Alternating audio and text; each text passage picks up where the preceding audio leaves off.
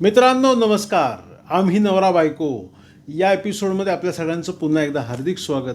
हा एपिसोड बहुतेक सगळी लोक पाहतात आणि भरपूर शेअर करतात, फॉरवर्ड करतात, कारण सगळ्यांचा जिव्हाळ्याचा विषय आहे. एक छोटीशी सत्य घटना म्हणजे मी स्वतः कन्सल्टंट आहे वास्तू आणि ॲस्ट्रॉलॉजीमध्ये, तुम्हाला माहिती आहे. कारण हे स्पेशल एपिसोड अशाही लोकांपर्यंत पोचत आहेत जे मला अननोन आहेत, नवीन सबस्क्रायबर आहेत, त्यांच्यापर्यंत पोचत आहेत. तर छोटीशी गोष्ट मी सांगतो, त्यावरून आपल्या लक्षात येते की सध्याची जी वैवाहिक स्थिती आहे ती किती बिघडलेली आहे. एक नवरा बायको माझ्याकडे कन्सल्टिंगला आलेले होते आणि त्यामध्ये त्यांची आई आणि त्या मुलाची आई आणि मुलीची आईसुद्धा होते. कुंडली मांडल्यानंतर प्रश्न असा समोर आलेला होता की आता आम्हाला घटस्फोट घ्यायचा आहे. मग म्हटलं घटस्फोट घ्यायचा आहे, लग्नाला किती दिवस झाले? जेमतेम अजून 9 महिनेसुद्धा पूर्ण झालेले नव्हते आणि नाहीत, अशा पोझिशनमध्ये ते आलेले होते. मी म्हटलं काय होतं आहे नक्की, कशामुळे घटस्फोटाचं तुम्ही विचार करताय, काय कारण आहे नक्की घटस्फोटाचं? एवढं अजून 1 वर्ष पूर्ण झालेलं नाही असं म्हणतात पूर्वीची लोक की लग्नानंतरनं 14 वर्ष वनवास भोगावा लागतो, तेव्हा कुठे कुटुंबाची घडी बसते, असं मी ऐकत आलेलो आहे. इथे तर 9 महिन्यातच घडी विस्कटून टाकण्यासाठी आले होते. विषय काय होता, म्हणलं काय नक्की घडतंय? की म्हणले की माझ्या घरामध्ये जसं वातावरण होतं तसं मला मिळत नाही, त्या मुलीचं म्हणणं होतं. आणि मुलाचं म्हणणं होतं की ही वेगळ्याच दुनियेत असते आणि हिच्या वेगळ्याच अपेक्षा आहेत आणि मला जो काही स्ट्रगल्ड आहे तो तिला दिसत नाही आहे, तिला फक्त या सगळ्या गोष्टी हव्या आहेत. त्यामुळे असं मिसअंडरस्टँडिंग होतं आहे. आणि आम्हालाही माहिती आहे की आम्ही दोघंही चांगले आहोत, एकमेकांचं ट्युनिंग चांगलं आहे, पण हे कुठे ना कुठेतरी बिघडतं आहे. म्हणजे त्या मुलीला या घरातलं वातावरण पटत नाही आहे आणि ती तिच्या आईवडिलांच्या वातावरणात वाढलेली असल्यामुळे या घरातल्या वातावरणाशी तिचं ट्युनिंग होत नाही आहे. हे सगळं जेव्हा मी अनेक प्रश्न दोघांशी केले तेव्हा मला हे समजलं की एकंदरीत काय, दोघंही चांगलं कमवत आहेत, दोघंही फिरत आहेत, दोघंही लाईफ एन्जॉय करतात, पण काहीतरी कारणावरनं वाद होत आहेत, भांडण होत आहेत, हे घडतं आहे. त्याच्यामुळे आता काही दोघांना एकत्रित राहणे शक्य नाही. आपण घटस्फोट घेऊ, आपण जरा वेगळे होऊ. काय कारण आहे विचार करा ना. बरं, मी असं समजू शकतो की मुलाचं कुठं बाहेर अफेअर आहे, मुलगा रोज कुठे ड्रिंक करून येतोय, कर्जबाजारी झाला आहे, किंवा त्याला काहीतरी लग्नानंतरनं असाध्य आजार आहे कळलं आणि मग घटस्फोटासाठी मी अर्ज केला. व्हॅलिड कारण आहे. आपण म्हणू शकतो की बाबा त्यावेळेला मेडिकल टेस्ट नव्हती केली आणि असाध्य आजार मुलाचा कळाला, अशी बरीचशी उदाहरणं आपल्या समोर येतात. त्यापैकी काहीतरी असेल आणि मग घटस्फोट घेतला, व्हॅलिड कारण आहे. पण हे जे कुटुंबीय आलेलं होतं, तर ह्या कुटुंबियांनी जे काही मला कारण सांगितलं, माझं डोकं अक्षरशः काय म्हणतात त्याला ब्लॉक झालं.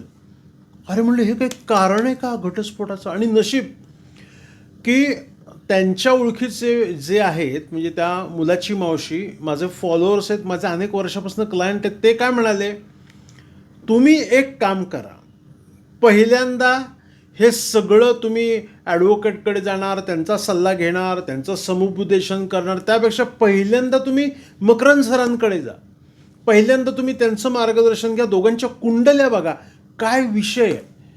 कारण त्यांना माहिती आहे की ग्रहस्थिती वाईट असली की माणूस पण बिघडतो आणि माणसाचे विचार बिघडतात आणि मग त्याच्यातून सगळं वाईट घडतं. मग त्यांनी सांगितलं की सरांकडे जा, म्हणून ते माझ्याकडे कन्सल्टिंगला आलेले होते. कारण त्यांना अनुभव आहे आणि जगातल्या सगळ्या लोकांना अनुभव की असे अनेक प्रॉब्लेम्स माझ्याकडून सॉल्व्ह झालेले आहेत आणि मी करतोही, कारण काम तेवढं पक्कं आणि परफेक्ट आहे आणि ॲनालायझिंग खूप परफेक्ट आहे माझं. त्यामध्ये परमेश्वराचे आभार. मी एक थोडासा अभ्यासक आहे या शास्त्रातला.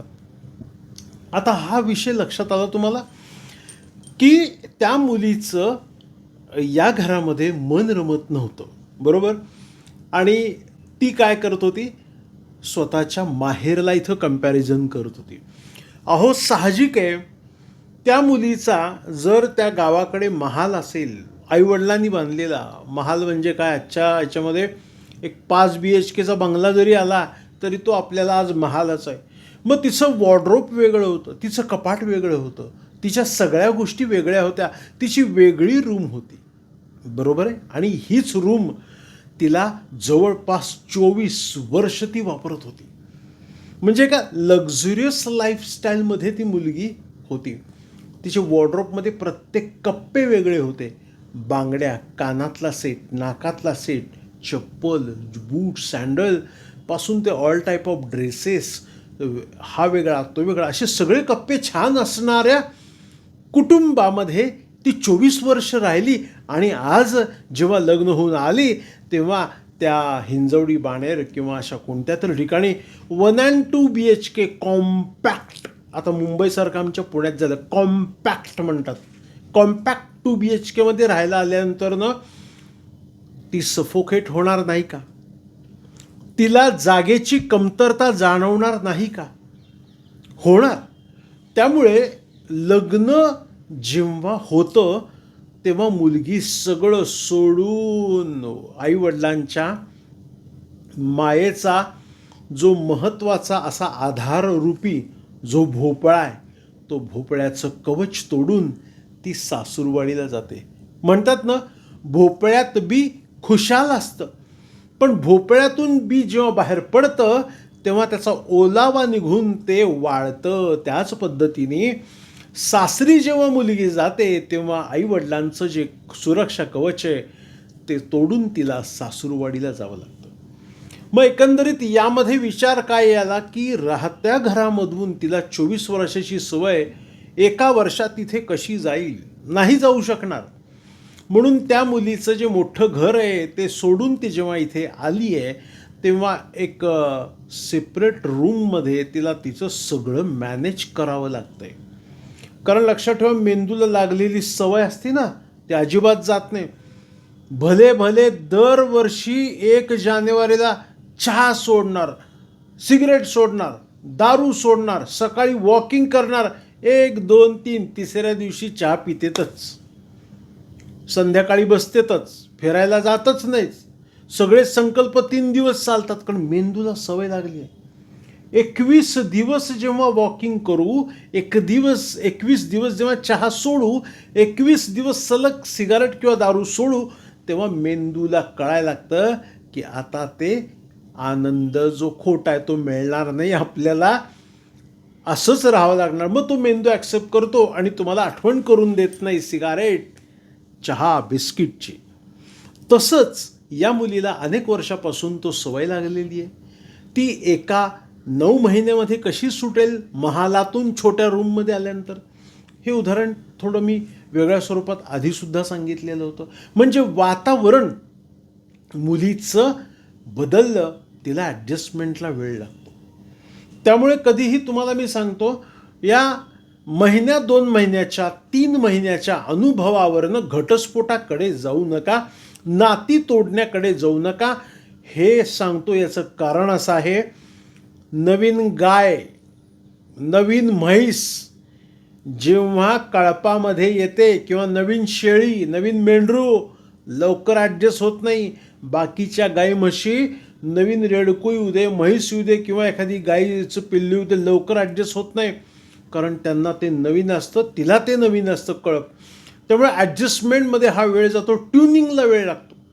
गाडी विकत घेतल्यावर काय होतं, 10,000 किलोमीटर पळवा तेव्हा ॲव्हरेज मिळतात. त्यामुळे प्रत्येक गोष्टी रुळायला मदत होते हो. आपण नवीन आणलेली पेन्सिल देखील पहिल्या दिवशी चांगला परफॉर्म करत नाही. नवीन आणलेलं पेन देखील डार्क होत नाही लवकर जोपर्यंत तुम्ही लिहित नाही. मग तुम्ही आयुष्याचं काय, त्या मुलीचं काय आणि त्या मुलाचं काय? त्यामुळे लक्षात ठेवा की तुम्ही 1 ते 1.5 वर्षामध्ये किंवा 3, अक्षरशः मी एक 3 महिन्यात घटस्फोट झाले, 3 महिन्यात. एक तर पहिली गोष्ट अशी आहे, सध्या तुम्ही जेव्हा लग्न ठरवताय तेव्हा सगळ्या गोष्टी पक्क्या पाहिल्या पाहिजेत.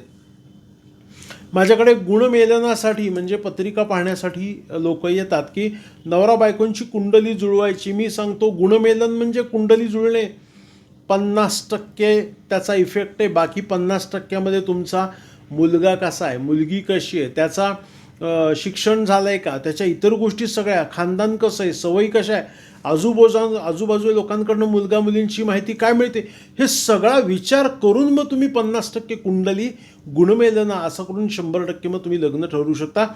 सगळे पॅरामीटर्स बघावे लागतात. आलं का लक्षात? नुसतंच कुंडली आमची इतके गुण जुळले होते आणि झाला घटस्फोट, अरे ते 50%वर आहे. उरलेल्या बाकीच्या गोष्टी तुम्ही तपासून मुलामुलींचे लग्न ठरवा ना. मेडिकल सर्टिफिकेट काढा, इतर अनेक गोष्टी आहेत ज्याच्याद्वारे आपण हे करू शकतो. एक उदाहरणं तर समोर अशी आली आहेत की आता मुलींनी किंवा मुलांनी लग्न केलं, पैसे घेतले आणि ते दागिने घेतले आणि पळून गेले. मग तुम्ही असं काय डोळ्यावर झापड बाळगताय का लग्न ठरवताना मुलामुलींची, की तुम्हाला कोणीतरी फसवतंय? अरे तुम्ही चप्पल घेताय 100 रुपयाची त्या तुळशी बागेमध्ये, तर उलटी पालटी करून बघताय. साधं घड्याळ घेतलं तरी आपण नीट बघतो की अरे बापरे चालतंय ना, कंपनी कशी आहे ना, हे ना, रिव्ह्यू बघताय. तेव्हा मुलामुलींची लग्न ठरवताना तुम्ही घाई म्हणजे ॲक्च्युली घाई का करताय या सगळ्या गोष्टींची? 3 गोष्टींच्या वेळेला घाई झाली की वाटोळं होतं. पहिली गोष्ट, मुलांचं करिअर ठरवताना कुठल्या साईडला जायला पाहिजे ही गोष्ट. नंबर 2, नवीन घर विकत घेताना आपण काळजी घेतली पाहिजे, घाई नाही केली पाहिजे. आजूबाजूचं वातावरण बघून वास्तुशास्त्रानुसार आहे का, व्हेंटिलेशन भरपूर आहे का. नंबर 3ची गोष्ट, मुलामुलींची लग्न ठरवताना, स्थळ निवडताना आणि लग्न ठरवताना, मुहूर्त काढताना अजिबात घाई करायची नाही. लोक हजारो लाखो रुपये त्या लग्नावरती खर्च करणार, पण दोघांची कुंडली जुळतीये का, योग्य मुहूर्त का निघतोय का, यासाठी गुरुजींकडे दक्षिणा द्यायला यांच्याकडे पैसे नसतात. आणि मग काय होतं, करोडो रुपयांचा लग्नावरती खर्च होतो आणि 6 महिन्यात झाला घटस्फोट. बापरे, कुंडली दाखवायला पाहिजे होती तेव्हा, निदान कुंडलीचं मार्गदर्शन तरी घ्यायला पाहिजे होतं. मग येतात आमच्याकडे. म्हणून मी सांगतो, प्रॉब्लेम झाल्यावर येऊ नका, प्रॉब्लेम होऊ नये यासाठी माझ्याकडे या. मग यातून तुम्हाला लक्षात आलं की ती मुलगी रुळणार का 9 महिन्यामध्ये? कमीत कमी 9 वर्ष जावे लागतील, तेव्हा तिला ह्या गोष्टींची, आणि जास्त वेळ लागत नाही. मुली लवकर ट्यून होतात, खूप समंजस असतात. आपल्या घरातलं लक्ष्मीचं रूप आहे, त्या घरातली लक्ष्मी आपल्या घरात आली. त्यामुळे सासू सासऱ्यांनी, नवऱ्यांनी या सगळ्या गोष्टींचा विचार करून आपण खूपच लक्झुरियस देऊ शकत नाही याचीही कल्पना लग्नाच्या आधी दाखवणं गरजेचं आहे. बाई, तुझं 10 खोल्यांचं घर गावाकडे आहे, पण इथे तुला पुण्यात आल्यानंतर पाहिलं तर 2 करोड घातल्यानंतर आम्हाला इथं 2 BHK मिळतोय, याच्यात तुला संसार काढायचा. हे सगळं चित्र स्पष्ट करून तुम्ही लग्न ठरवा. हे का मी सांगतोय, कारण महिन्यातून 50-50, 40-40 पत्रिका मी पाहतो. त्याच्यामध्ये घटस्फोट, लग्न होत नाही, लग्न झालं तर अपत्य होत नाही, अपत्य झाले तर टिकत नाही, संसार होतो पण संसार पुढे जात नाही, नवऱ्याचं हे चालू आहे, बायकोचं ते चालू आहे. सगळे विषय एकत्रित अनेक प्रकारचे प्रॉब्लेम लोकांमध्ये, जगामध्ये आहेत मित्रांनो. त्यामुळे लक्षात ठेवा, तुम्ही आम्ही सुखी असण्याची 3 कारणं सांगतो, म्हणजे तुम्हाला लक्षात येईल की आपण किती श्रीमंत आहेत. पहिली गोष्ट, करोनानंतर आपण जिवंत आहोत, म्हणजे आपण 100% नशीबवान. जे गेले त्यांचं नशीब काय होतं तुम्हाला माहिती आहे, म्हणजे आपण पहिल्यांदा जिवंत आहोत, म्हणजे आपण नशीबवान आहोत. नंबर 2ची गोष्ट काय आहे, हातीपायी धड आहोत आपण, बरोबर. आपली लग्न झाली आहेत, वेळेत झाली आहेत, आपल्याला पोरं झाली आहेत, पोरं हातीपायी धड आहेत आणि त्यांचं शिक्षणसुद्धा चालू आहे, उद्या ते लग्नाला पण जाणार आहेत. मग परमेश्वरांनी तुम्हाला नशीब म्हणजे काय द्यावं. त्यामुळे लक्षात ठेवा, आयुष्यात कुठलीही गोष्ट करताना मार्गदर्शन घेतल्याशिवाय आणि योग्य व्यक्तीचं मार्गदर्शन घेतल्याशिवाय पुढे जाऊ नका. सांगितल्या सगळ्या गोष्टी फॉलो करा आणि वास्तू तथास्तूचा हा आम्ही नवरा बायको प्रोग्राम नक्की बघत चला. आपल्या सगळ्यांची वास्तू सदैव तथास्तू राहो. शुभम भवतु. शुभ आशीर्वाद.